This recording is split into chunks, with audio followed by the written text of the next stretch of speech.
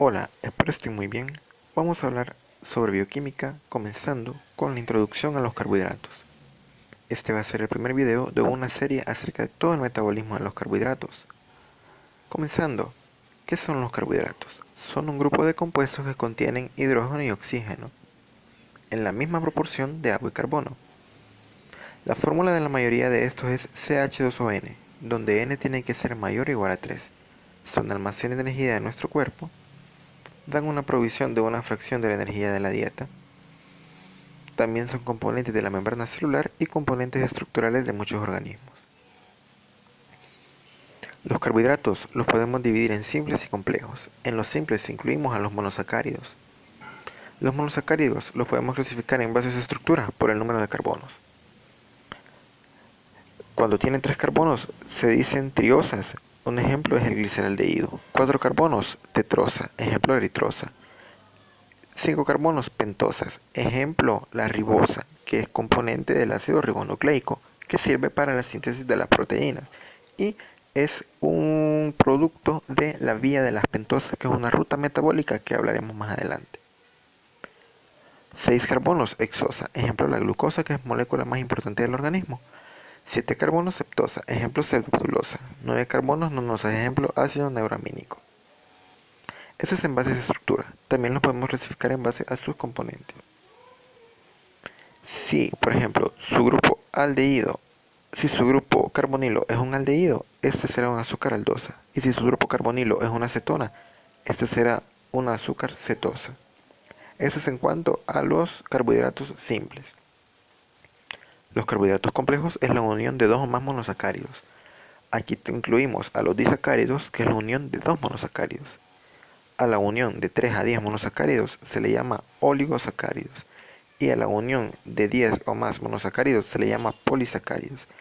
Estos monosacáridos se unen por enlaces glucosídicos que se forman a partir de las enzimas glucuronisiltransferasa.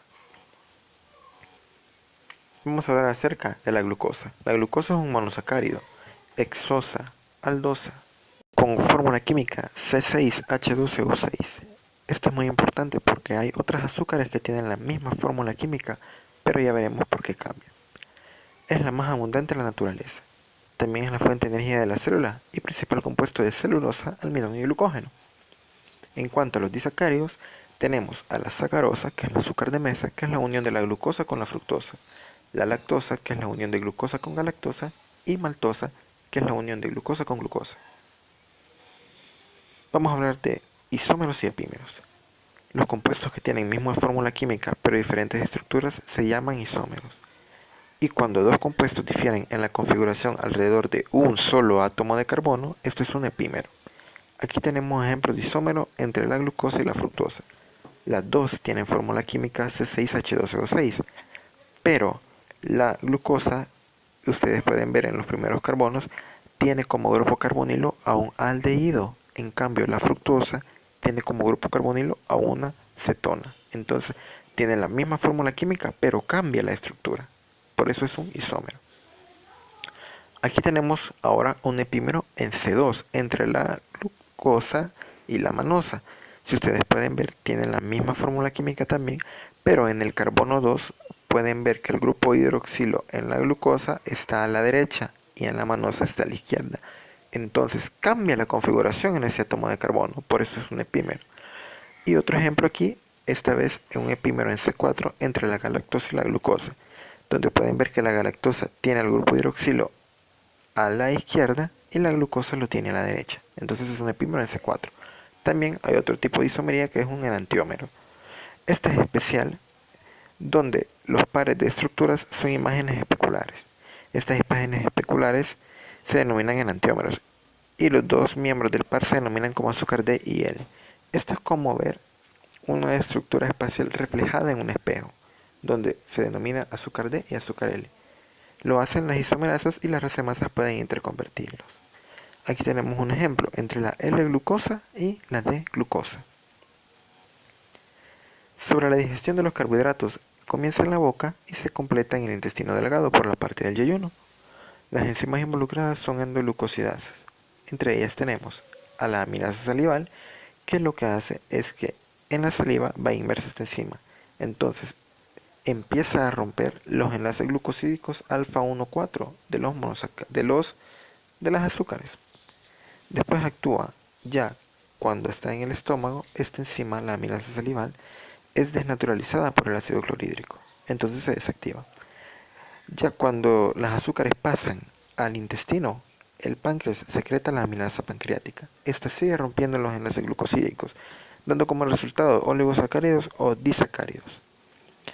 Ya después que ha actuado la amilasa pancreática dejando esos compuestos, actúa las disacaridasas y oligosacaridasas para terminar de romper los enlaces glucosídicos y dejar solo azúcares simples. Entre ellas tenemos a la sacarasa, que rompe enlaces glucosídicos de la sacarosa; la lactasa rompe enlaces glucosídicos de la lactosa; y la maltasa rompe enlaces glucosídicos de la maltosa. Una deficiencia de cualquiera de estas enzimas va a generar un problema en la digestión de los carbohidratos y por lo tanto un trastorno en el metabolismo. Vamos a hablar de la deficiencia más común, que es la deficiencia de la lactasa. Esta se debe a pequeñas variaciones en la secuencia de ADN de una región del cromosoma 2 que controla la expresión del gen para la lactasa. En un video posterior hablaremos sobre expresión genética, donde mencionaremos el operón de lactosa y entraremos más sobre el tema. La cantidad de la producción de lactasa se reduce con la edad. También las manifestaciones clínicas son dolor abdominal, flatulencias y diarrea osmótica. El tratamiento consiste en disminuir el consumo de lácteos, así como de vegetales verdes, y consumir productos tratados con lactasa. Los vegetales verdes se disminuyen debido para que se dé una mejor absorción de calcio, debido a que al disminuir el consumo de lácteos también se disminuye el consumo de calcio. Entonces, por eso se disminuyen los vegetales, para que el poco calcio que se consume pueda ser absorbido de mejor manera. Y hoy en día existe la enzima lactasa, que uno la puede consumir antes de consumir un alimento que tenga lactosa, para que se dé bien la digestión.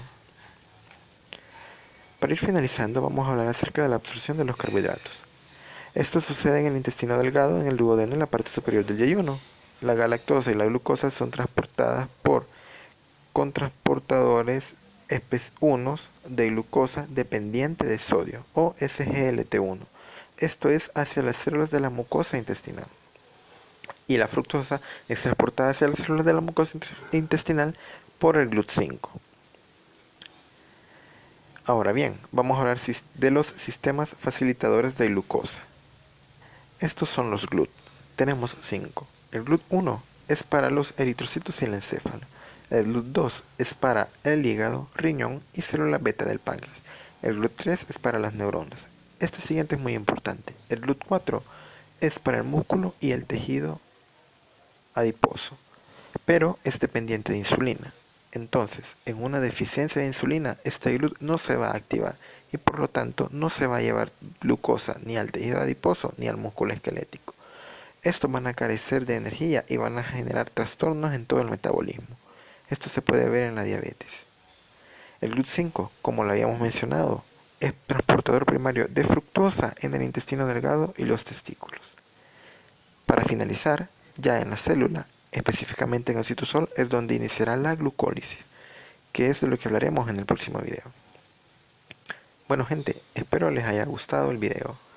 Si es así, denle like, suscríbanse y compartan. Muchas gracias.